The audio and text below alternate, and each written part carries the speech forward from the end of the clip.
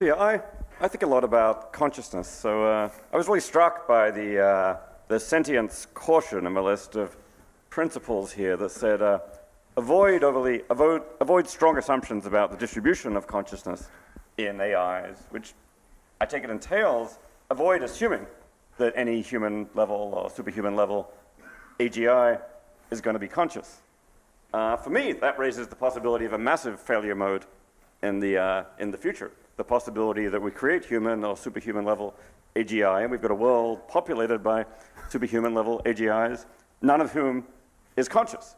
And that would be could potentially be a world of great intelligence, no consciousness, no subjective experience at all. Now, I think many people, and a wide variety of views, take the view that basically subjective experience or consciousness is required in order to have any meaning or value in your life at all. So therefore, a world without consciousness could not possibly be a positive outcome. Maybe it wouldn't be a terribly negative outcome. It would just be a zero outcome and among the worst possible outcomes. So I worry about avoiding that outcome. Now, as a matter of fact, I'm fairly optimistic about the possibilities that AIs of various kinds will be conscious. But insofar as this community is making that assumption, I think it's important to actually think about the question of, in creating AGIs, are we actually creating conscious beings? I think one thing that we ought to at least consider doing there is given that we don't understand consciousness, we don't have a complete theory of consciousness, maybe we can be most confident about consciousness when it's similar to the case we know about the best, namely human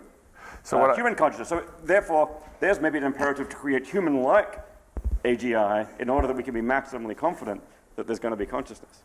So what I hear you say is that when you have a nightmare about the zombie apocalypse, yeah, you're not thinking about some silly Terminator movie, but you're thinking about this problem. We upload ourselves, do all these wonderful things, but there's no one home. Is that fair to say? I mean, this is a different kind of existential risk. One kind of existential risk is there's no humans, there's AIs. And some people might say, well, that's okay, there are successes. Yeah. A much worse existential risk is there are no conscious beings in our future. Anything you're concerned about, and any this advice? This wasn't what I was going to say, but just to respond, a converse concern is we create AGIs. Everybody assumes that, of course, it's just a machine and therefore it's not conscious, but actually it is suffering, but we don't look out for its conscious subjective experience because we are making the wrong assumption. But what I did want to say was there are three overlapping revolutions that people talk about: GNR, genetics, biotech, nanotechnology, and robotics, which is AI. And there are proposals. There was the Cellamar conferences done here decades ago for biotech that have worked fairly well. There are similar proposals for nanotechnology. There's a difference with AI in that there really isn't a foolproof technical solution to this. You can have technical controls on, say, nanotechnology. One of the guidelines is it shouldn't be self-replicating. It's not really realistic because it can't scale to meaningful quantities without being self-replicating, but you can imagine technical protections. If you have an AI that's more intelligent than you and it's out for your destruction or it's out for the world's destruction and there's no other AI that's superior to it, that's a bad situation. So that's the specter.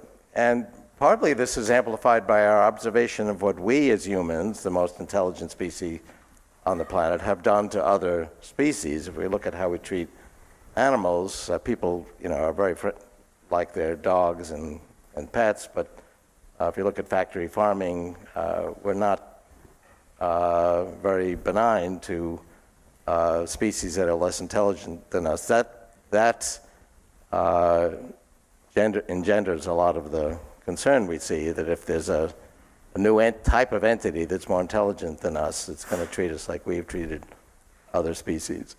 So that's the concern. I do think what we're doing at this conference is appropriate. I wanted to mention that I think we should publish these guidelines the way the Asilomar guidelines in biotech were published decades ago, and then you can have an opt-in, opt-out, but I think we should actually say we had this conference and the AI leadership community has come up with these guidelines, and people can respond to them and debate them, and then maybe at the next conference we'll revise them.